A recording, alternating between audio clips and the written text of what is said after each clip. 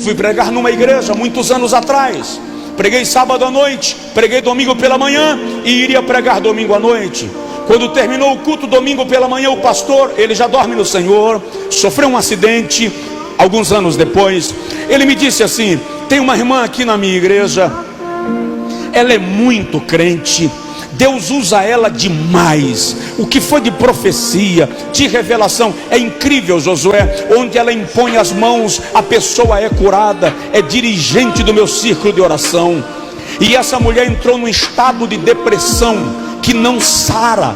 Todos os pregadores que vêm aqui eu levo lá para orar por ela. E eu queria que você fosse lá orar.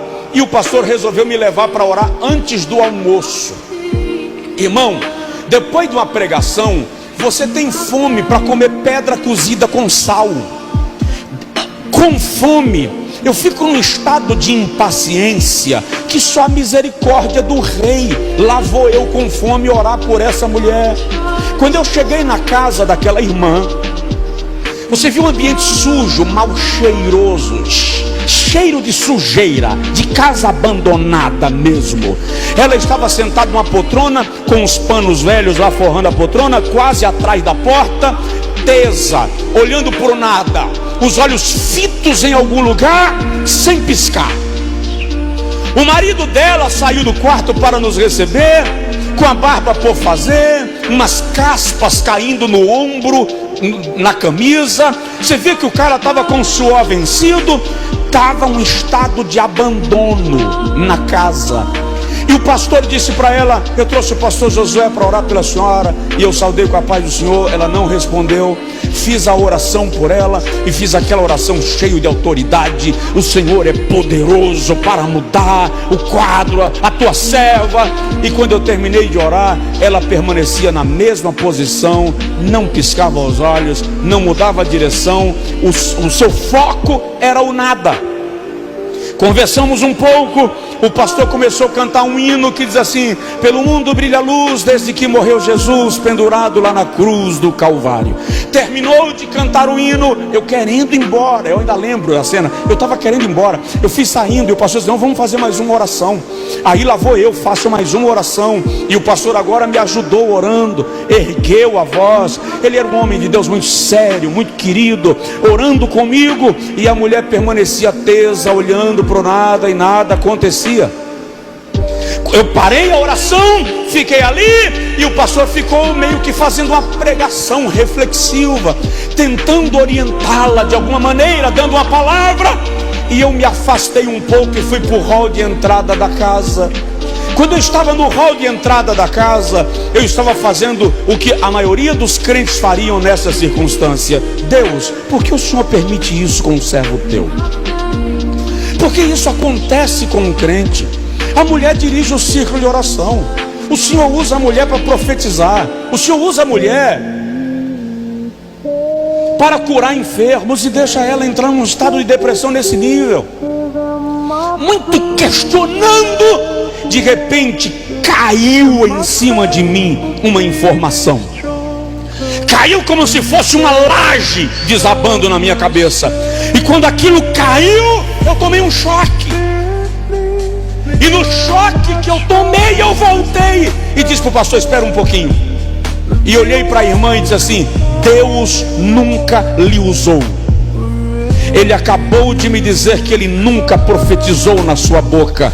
Ele nunca curou através da senhora. As suas revelações não eram divinas. O Senhor me disse que o diabo estava operando na sua vida e enganando a igreja. Quando eu disse aquilo, as lágrimas começaram a escorrer dos olhos. Eu ajoelhei na frente dela e disse: agora, minha irmã, fala o que foi que aconteceu, ou o diabo vai lhe levar em carne para o inferno.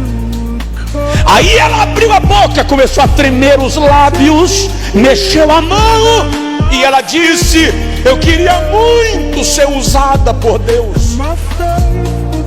Eu queria muito profetizar, mas eu não estava disposta a viver o que Deus estava requerendo de mim.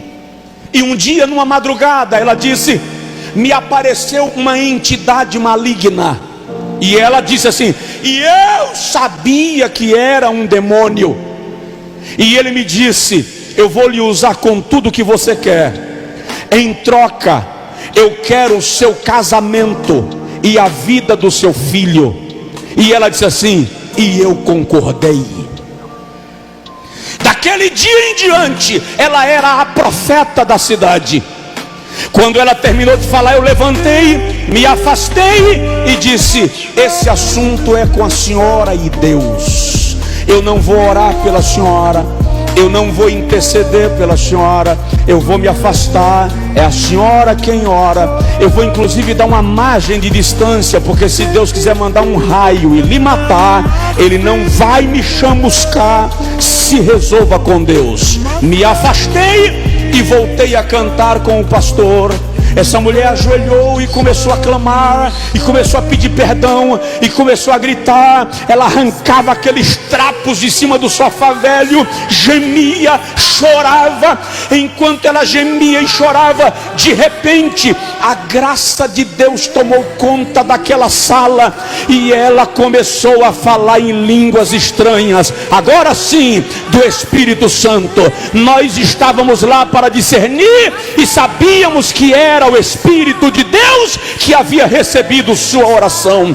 Enquanto ela falava em línguas, o marido dela chorando disse: dá licença que eu vou tomar um banho, e partiu para o banheiro. A criança começou a vomitar lá no quarto, estava doente de cama, levantou vomitando. A empregada, a irmã que estava lá ajudando, pegou a criança para auxiliar.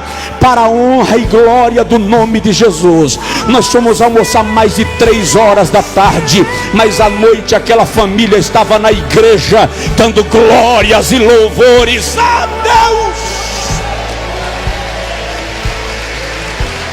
Uai, seu app de vídeos curtos.